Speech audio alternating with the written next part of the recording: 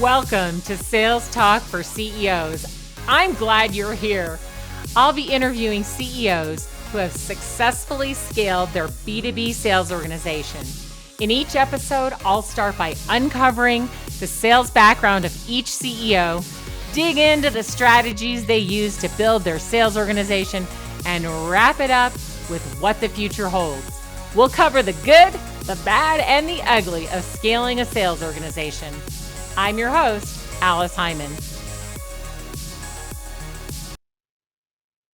Hi, it's Alice Hyman with Sales Talk for CEOs.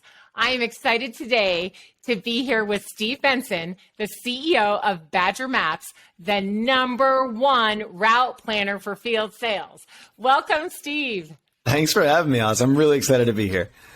Well, I'm excited because the tables are turned now.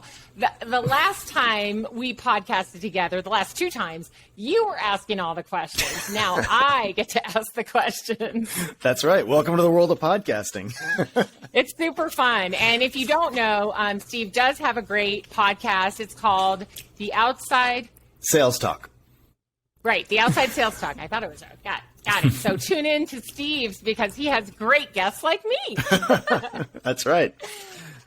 All right. So Steve, today, we're talking to CEOs and they want to know how you started your company and how you built your sales team. So I want to get the backstory first, though. So let's hear from you a little bit about how you started in sales. And I know that you did sell before you started the company, but as we were talking about earlier before we hit record, only 8% of CEOs came from a sales background. And so you are rare. And well, you didn't know that, did you? I did not know that. And I think that's crazy because, I mean, what are all the other CEOs? What is their backgrounds? I mean, is it finance? I mean, I guess that's useful for talking to her. Yeah. All kinds of other stuff. Yeah. Legal. If they had a legal background, I feel like you'd end up a little, it would be tougher to innovate, too much looking at the downside, not the upside. Or as finance, I mean, you're great at talking to investors, but are you great at talking to customers, right? Like I'm surprised it's not a bigger number of people with a sales background. And frankly, I'd say that speaks to the need for your podcast. I mean, what could be more important for salespeople who don't have that sales, or a CEO who doesn't have that sales background? What could be more important for them to learn, right? Is the perspectives on sales.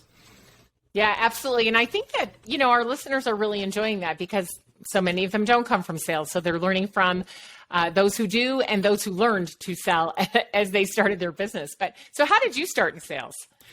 Well, I guess my whole career has been in sales until I started this company. So after college, I was in sales. After business school, I went to IBM. They have like a post MBA sales training program that lasts for a year. I did that. It was a fantastic experience. And they've had that program going for 50 years or something, right? They were an early early adopters and innovators in like the sales training world. Then after that, I went to a software company called Autonomy that ended up getting purchased by HP. And then I went to Google and I sold for them for 4 years in a bunch of different roles, selling their enterprise software. I was actually their top salesperson in 2009. That was my big accolade there. And then that's awesome. Yeah, that was a lot of fun. And then 2012, I started Badger Maps, and I've been running this company ever since. So that's coming up on 10 years now. Wow, congratulations. That's a milestone for sure. So where'd you get the idea from? What made you think, oh my gosh, we need Badger Maps? Well, it's funny. I wish I were known as like a super creative, innovative CEO, and I could point to like, this. I was sitting under a tree and an apple fell on my head, but I mean, I was working very closely with Google's mapping products and also the Android product, and so I kind of understood where mobile was going. And remember, this is 2011, right? So in 2011, mobile is slow. The actual devices are weak. The internet on them is very slow, and they don't really have. It takes 5 minutes to look up a Google map, right? Just to get directions. But I could kind of see at that time where the technology was going. I mean, the internet was going to get faster. The Google Maps API was getting faster. The ability to deliver mapping services on a mobile device, and the actual phones. The new iPad was going to have the power to actually run meaningful software, whereas the first one was pretty lightweight. And just the chips were getting better. And so all these things were coming together. And I could see, like, well, here's a big problem that salespeople have: mapping and understanding their territory and building their route and building their schedule for the day. This is a real problem that this really important large group of people have. And the direction of technology is going to allow us to solve those problems as that technology develops over the next 5 years. And so I kind of skated to where the puck was going rather than where the puck was. So you're not a programmer. You said you've spent most of your years in sales. So you had this idea, and then what? Well, I'm not a programmer. I understood what the technology could do. I sold the technology. I was selling the Google Maps API, so I had to be able to, understand it and talk about it. I understood its capabilities. I can't actually make it do what it does, but I understood what engineers could do with it, and I'd seen a lot of examples of that, of really cool things that people had built, really cool solutions. But yeah, so I didn't code one line of Badger, but you started a company like this with. I actually think it's really useful to have a sales background starting a company, because at first you're not just selling a product. You don't have a product yet, but you're selling to people to join a company that doesn't exist and has no money. That's a hard sale right there, to get great people to leave their great jobs and join something that is not a real thing. That's hard in and of itself. Although that's gotten easier and easier over the years, as there's all these examples of SaaS companies that have done so well. Right. So, but in this market right now, it's hard to convince. I mean, candidates are getting multiple offers. So if you're a CEO, you better be really good at sales and telling your story if you want candidates to come to your company right now. Yeah, and people have to believe in the idea. They have to believe in you, and they've got options. So you've got to be good at communicating that idea. And so yeah, that's definitely that was a big thing I was doing early on, was recruiting and kind of discovering, even just the discovery of people, because I was kind of acting as my own recruiter too, trying to find the exact person I was looking for. Because as a company's bigger, you can hire recruiters, I think, a lot easier, and your needs are more general, and it's more easily understood what you're looking for. But at first, you're really trying to figure out, well, what exactly do we need? What type of person is the type of engineer that would be building this exact thing that we're trying to do? But also you end up selling the idea to the people that you think are going to be your customers. You have to sell the idea to them, and you have to get them on board. And sometimes you even have to get them to pay for the product before it exists. So or at least promise, and sometimes even sign off, that they'll purchase it once it does exist and can do X, Y, and Z. And that's a really important process, because if you just have an idea and start, prosecuting the idea and building it without talking to 50 people who are going to use it, you're often a few degrees off. You build slightly the wrong thing, which is the difference between being able to sell it and not being able to sell it. Whereas if because of my background, I was able to find, I probably had 200 people that were prospective buyers that I was kind of talking to as we were developing it. I was showing them the thing as it was developing. Sometimes I was getting them to pay for it, even though it didn't exist yet. Really good. Or getting them to pay for the basic version of it that first came out, right? Kind of the beta version. And which is funny that the beta version costs basically the same thing that it costs today for everything we do, but by getting, it was $50. I guess it was $35 a month then. Now it's $49 a month, so not much more. But it was $35 a month per rep. And all we did was put a territory on a map for you on your computer, so you could see where are my customers on the map. And they were already building their routes by hand and doing things, figuring out their schedule by hand. But just being able to see it all there, they would help them just with their eyes design their day out. And then later we built all the other stuff, the routing, the scheduling, the leads, everything. So it sounds like you were the first salesperson. So you were hiring people, but they weren't salespeople. You were hiring engineers. Yes, so the first people we hired were all the selling in the beginning. Absolutely. So the first hires were engineers, product. operations, and then the first, I guess, sales/marketing/operations hire that like was doing was more of in a sales support role. That was probably like employee number 5. Wow. So how did you start to build it? So you were doing it yourself. You convinced these people before you even had software to sell them that they should pay for it because it was coming soon and it was going to be exactly what they needed. So they bought it. And you were doing all the selling and running a company and doing the hiring. And we all know what it's like when we first start our companies. And even now, sometimes we're wearing so many hats as a CEO. You had to stay focused on sales or you wouldn't have gotten where you are today. So when did you decide, okay, look, I've got this sales assistant, quasi sales and marketing assistant, but I need some salespeople. What point was that? And how did you decide to start building this sales organization? Well, I think that as one of the founders of a company needs to be the person that is actually talking and selling the first bunch of customers. And if you're not that person, then you need a co-founder who is, I think. But if you're not if the person in charge isn't who's telling the engineers what to do, if that's not the same person that's talking to customers and hearing their feedback, you really risk building the wrong thing or solving a slightly wrong problem. And so I don't know if there's a hard and fast rule for this, but whether it's I guess it depends on deal size, whether it's your first 10 or your first 100 customers, one of the founders needs to bring in the door.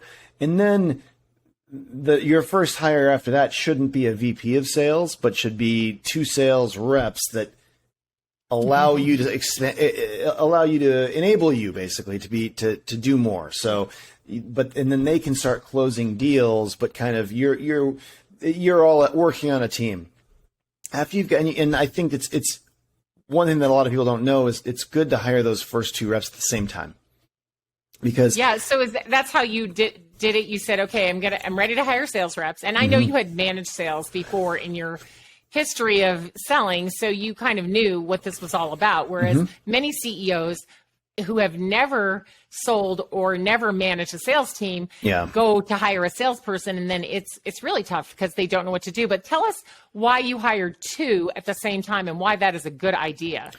So first of all, if you're not experienced in hiring salespeople, you need someone who's an advisor or involved in the company who can help you do that, because salespeople are hard to hire well because they're good at selling stuff, and which includes themselves, right? So they're generally better at selling themselves than they're going to be at selling your product, and they know what you want to hear, and they know what you're looking to, so you do need to have experience in hiring salespeople to do it well, I think, and it's definitely a skill. What you're looking for and who to hire is tough. So if you don't know how to do it, you have to bring someone in who can help as an advisor or whatever. And you can't trust the recruiter because they're getting paid if you hire the person. So that's tricky too. But yeah, so that aside, and it's important to hire 2 rather than just 1, because if you hire 1 and things go really well, you don't know if it's because they're good or if it's because the product's good. And if things go really bad, you don't know if it's because they're bad or the product's bad, right? And so, or the product market fit is bad. So it's important to hire 2, because then you have 2 data points, and that's materially more than 1. So. Chime in on why I believe it's better to hire 2 in the beginning anyway. And even when you're hiring salespeople later on, it's great to hire them in 2s or 3s because there's economies of scale and training, right? You do it once for 2 people, 3 people, get that done. And bigger companies, of course, have that luxury. Smaller companies don't, or think they don't, but I agree with at least 2. And then you can train them together at the same time. They can help each other, right? And compete with each other too. And they can compete with each other. And then you can see how each one does it and which way is working better for your company. And you can start to build playbooks around that and, see different people's strengths. And then if one is succeeding and the other isn't, you can start to see why. And that will help you with your future hires. You may not end up keeping both of them, but it is really a good idea to start with 2. Yeah, I think so too. Yeah. And I think It's different. A lot of roles you just hire one person into, but I think sales is special. And so if it's time to hire one, it's time to hire two, and that's why it's so important that the someone on the founding team can really carry the weight at first. And then they can scale with those two. And then once you've got two scaled up, doing a good job, making sales, closing deals in a sustainable way, that's when it's time to start thinking about bringing in a VP of sales. And could you bring in two more salespeople and you keep doing it too? Sure, you could do that. But if the founder who is in charge of the sales side of the business is hiring your 15th salesperson or even 10th, I think you're doing it wrong. You waited too long, right? Yeah. So you had two, and then you found a sales leader. Yeah. And now, how did you do that? Because I think that's really a hard thing to do. Find a great sales leader. It's really hard, especially in if you're looking for someone with experience in technology and you're in San Francisco like we were. It's effectively impossible. And there's a lot of roles that are impossible, and I put that in air quotes, right, to hire for. Because in technology in the Bay Area right now, just because there are so many companies who have grown so fast and they're all hungry for these exact same types of employees, right? So I think often you do have to roll your own and give people, especially as a startup, give people a shot who don't have experience in it. If you're very well capitalized, maybe you can compete with the Salesforces and Googles of the world, but even then it's hard. So. Bootstrapping, you definitely have to maybe give some consideration to somebody who's scrappy and really wants to do it, but hasn't done it yet. Exactly. And you can look to your early sales hires for that. Yeah. And another area that we haven't talked about is customer success. And that's another area I think people, it's a part of sales at some companies. And by customer success, I mean the people that are in charge of servicing and working with your existing customers, keeping them happy, keeping in touch with them. Right. That's a different team, but at first it tends to be the same person. So your salesperson is also doing customer success, is all, onboarding, and, later on we split all these things out into different roles, and you get a lot of efficiencies from that, but you don't get to start with a sales engineer, a salesperson, a lead generator, a customer success person, all these different roles that when you have 50 employees, you have everything split out. But when there's 6 people, then, and you're just hiring your first 2 salespeople, they're likely also dealing with the onboarding, dealing with the customer success, and et cetera, customer service, everything going forward, right? And so you carve that off over time. Yeah. I think that's important to know, that especially when you're first starting off, your salespeople need to know how to do the sale end to end, and including customer retention, right? Mm-hmm. And then as we grow, we can do more and better things. So how big is your sales team today? Our sales team today, I guess it depends what you call sales. Like if you want to include the customer success team, the customer service team, the AEs, the SDRs, everything. I mean, it's about 25-ish people. But just AEs, six just pure play account executives. And our account executives, they don't create new leads. They don't service customers. So that, SDRs create new leads, and marketing, of course, creates new leads. And then they don't manage existing customers. The customer success advocates, CSAs, do that.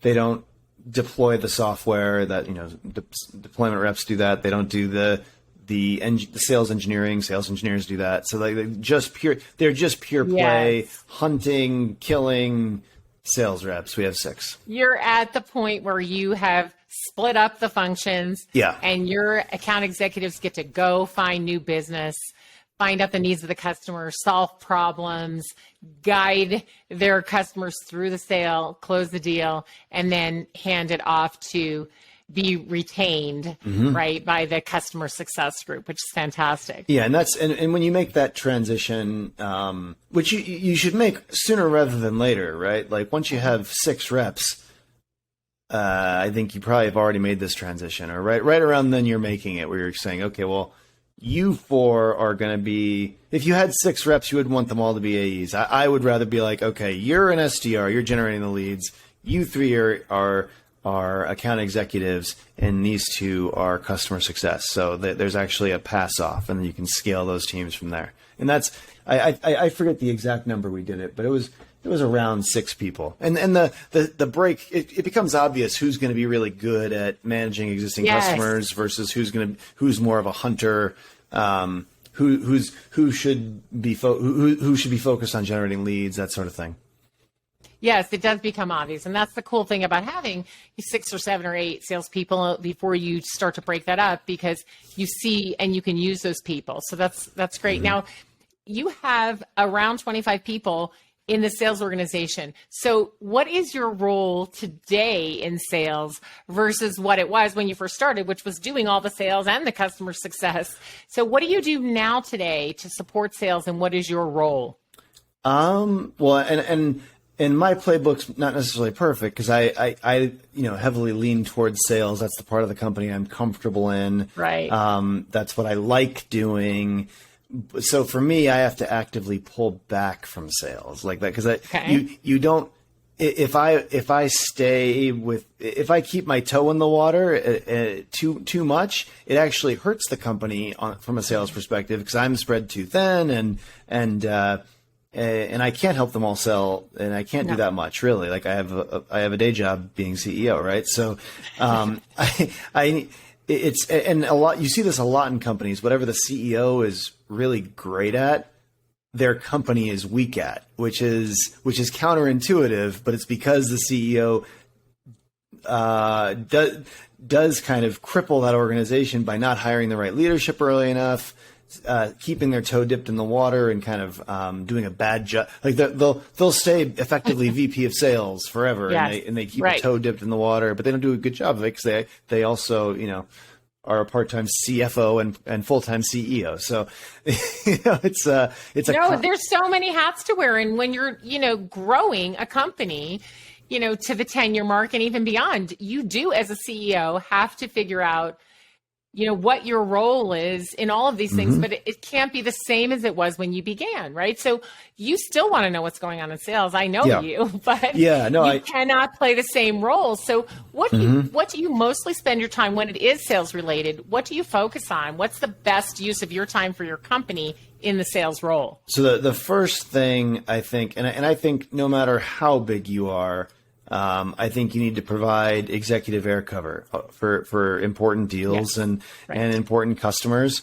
And that can be by size, that can be by visibility, that can be by logo, whatever. Like, I think, I heard a story about, I forget who this was, but they were telling a story about, running into Mark Benioff in the halls at a customer, because, and this is just a few years ago, right? When Salesforce is a huge company, he still shows up for key meetings with key customers, right? Like, he's still in a sales role, supplying executive overhead, right? And so I make it real clear to the team, if I can be useful on a deal to kind of to help a customer get comfortable with the direction of the company, help them trust us more, pull their correct executives in by using the fact that I'm going to be there as an excuse to get their correct executives to the table, whatever it is, however I can accelerate a deal or unstick a deal or be helpful on a deal, I'm available to meet with prospects. And for the CSAs, I'm available to meet with customers, existing customers, all the time. And I think that it's important to keep that conversation going between our executive team and our existing customers, so that you can kind of hear what do they feel about the way things are going, what do they want next, what's important to them, what are they using, what are they not using, how do they even think about the product right now, like where's their head at. I think that's really important for executives and CEOs to really focus on existing customers. But on the actual prospect side, you got to be available to provide air cover. And the other thing I do is, and I actually picked this up when I was at Autonomy. I talk with I talk with every sales rep once a month, and we're still small enough to do that. And Autonomy was a public company at the time, but the CEO about once a month would join our weekly sales call. and here, and they would just be, it would be a quick 15-minute meeting, but they would hear about each of our deals, where they're at, what's going on with the customers, where are things getting jammed, and it's talking to your salespeople is a great way to keep your fingers on the pulse of the business, right? It's a great way to understand what's going on. And so I meet with each sales rep and each CSA and their manager together once a month. That's fantastic. And I'll say this, I see a lot of companies where the salespeople and the CSAs, for everyone who's listening, that's customer service, the people who are retaining, right, the clients. I see that they haven't trained their teams well, and so they pull their senior executives in a lot of different directions when it's not necessarily appropriate. So as you mentioned, it's really important for you to support them and give them that air coverage with the senior execs at a prospect or a customer.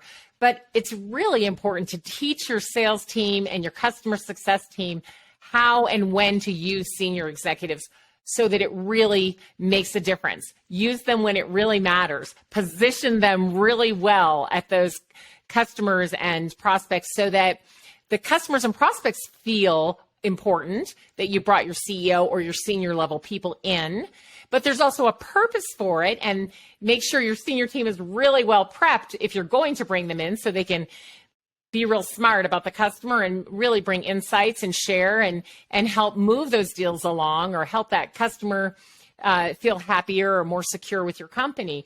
So I think that's something that sometimes we miss, and we let the salespeople or the success people pull us in different directions.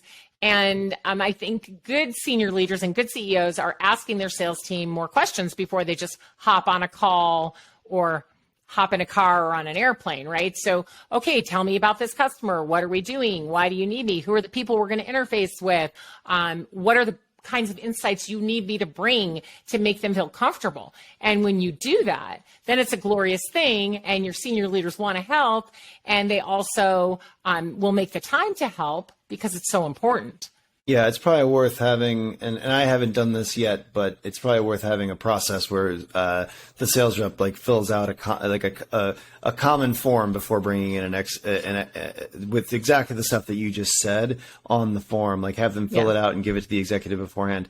I actually like to have a conversation with the sales rep. If I'm going to get on the phone with an important customer for an important deal, I always make sure I carve out 15 minutes to talk with the sales rep about where things are at, what are the goals, where's this going, who are the key players, who's our sponsor, who's yada yada. Learn all the things. Yes, so important because that way whether you might say, hey, it doesn't sound like we're quite ready, or maybe you could use our VP of sales instead of me at this point, or yes, this is exactly the right time to bring me in, let's go. And I think having that conversation, or like you said, maybe a little bit more formalized process, helps you really decide how to use your time wisely. So because as a CEO, we have lots to do, and we do want to make our customers happy, and we do want to listen to them, and it's important. But I think the sales reps have some responsibility there as well to help us be prepared for that.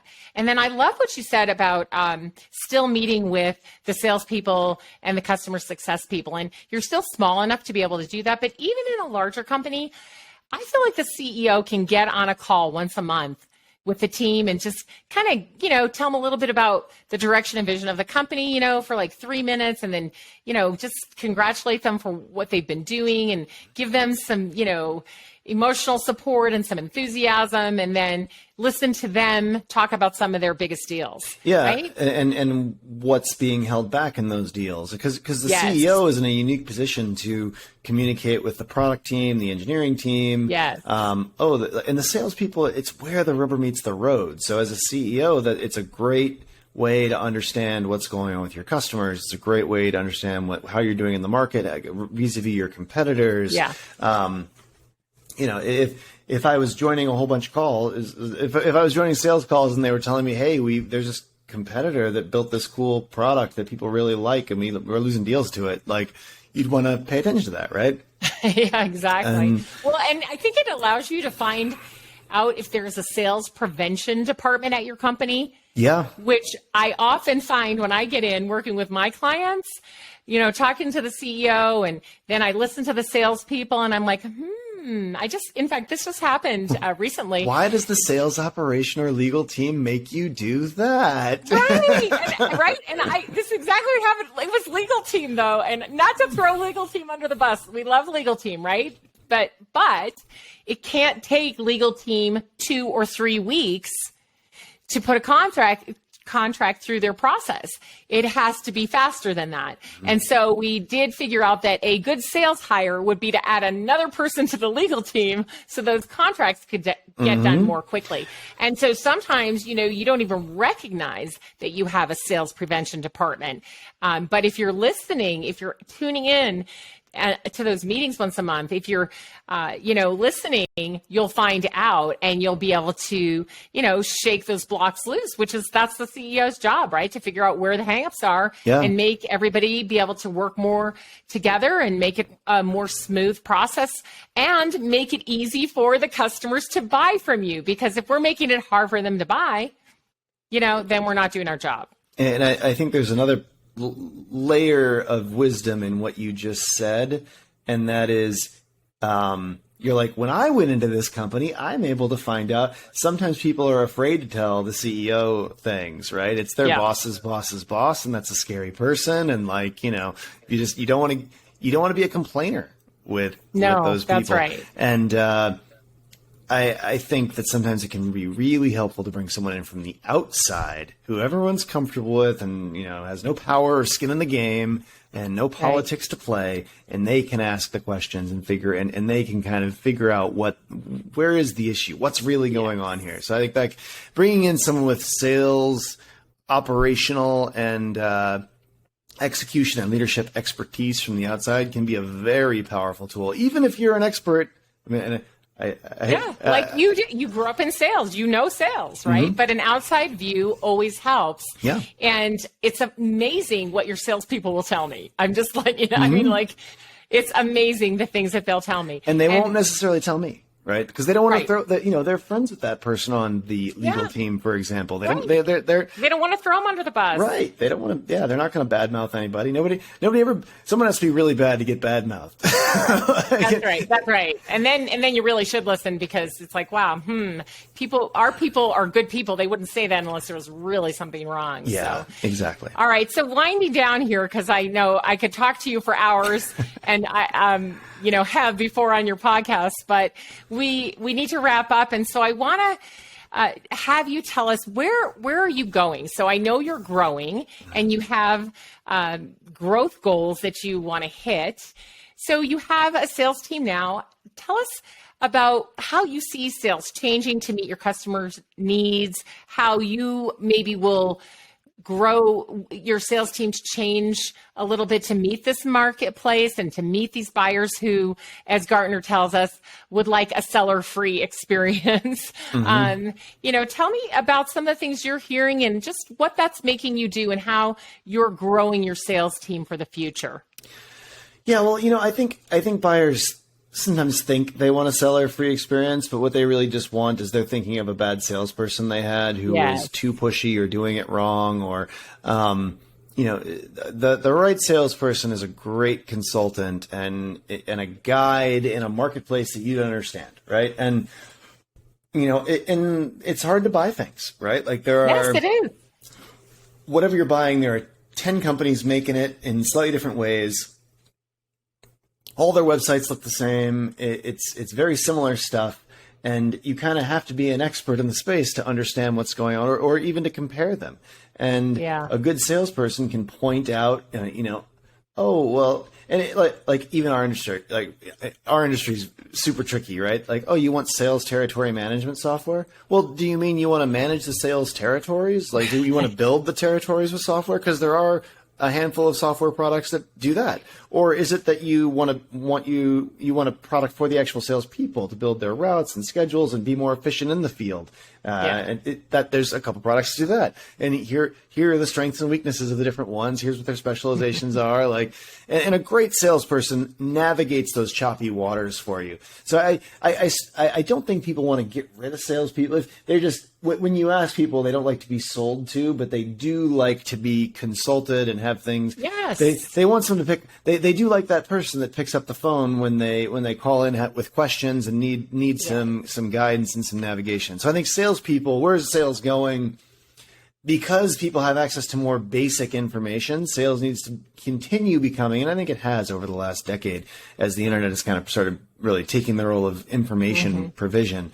And there's a lot of, the one challenge with the internet is there's a lot of BS information out there too, right? Yes. Like we have some super weak competitors that if you go to their website, it looks like they do the exact same thing we do. And so, my advice there is always try it out. And if someone won't let you try it out, there's a reason they won't let you try it. Right. Try before you buy. The beautiful thing with software is you basically always can. Like there's, but yeah, it's a tricky situation, I think, and salespeople need to become more and more consultative. They need to become much more and more of a guide, more orchestrators of an expert. Helping guide and orchestrate the decision, right? Yeah, absolutely. So, and as far as where we're going, I mean, it's obviously been a tough year for a year and a half now with COVID for a lot of people. So I guess if you were selling Zoom, you wouldn't. It's been a good year for you, but for most of the world, it's been tough, and it's been we've had a relatively bad time of it just because we sell to field salespeople, and a lot of field salespeople, a lot of those companies went under, a lot of them lost their jobs. So it was an especially tough year for us, I think.